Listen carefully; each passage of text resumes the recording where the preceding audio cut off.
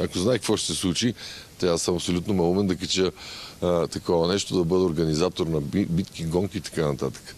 Знаеш обществото какво мисли по тази тема? Тази година колко трагедии станаха с Сияна момиченцето, той ти си баща и ти имаш дъщеричка, не дай си Боже, никой не е застрахован.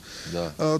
Съжаляваш ли за това, което стана? Виж, взимам си поука, съжалявам за толкова, доколкото съм накарал хората да се чувстват по някакъв гаден начин и да се почувствали някакво такова, нали.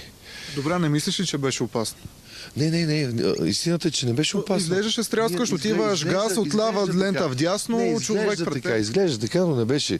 Аз съм, пак казвам, шофьор, който съм изключително отговорен и никой не си позволявам волности. Както може да потвърди 32 годишната ми история като шофьор. Най-важното нещо, което е за мен, това е книжката, защото аз пътувам. След малко заминавам Бургас, утре съм в Шумен, аз минавам милиони километри.